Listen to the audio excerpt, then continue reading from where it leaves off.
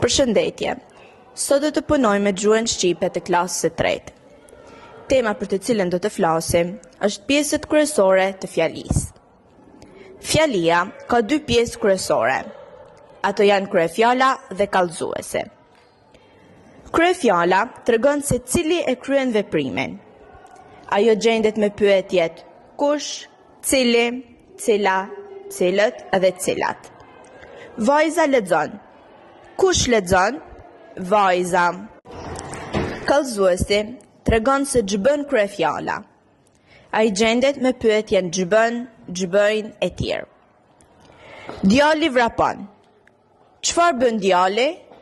Vrapon. Po të ndryshoj kryefjala, ndryshon edhe kallëzuesi. Nëse kryefjala është në numrin shumës, edhe kallëzuesi ose folja vjet në numrin shumës. Për shembull, djali vrapon, djemt vrapojnë. Le të provojmë një ushtrim. Nënvizo me të kuqe kryefjalen dhe me blu kallëzuesin. Hëna ndrit në qiell. Kush ndrit në qiell? Hëna.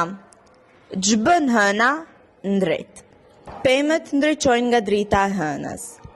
Cilat ndriçojnë nga drita e hënës? Pemët. Ç'bëjnë pemët? Ndriçojnë. Shpresoj që ta keni kuptuar.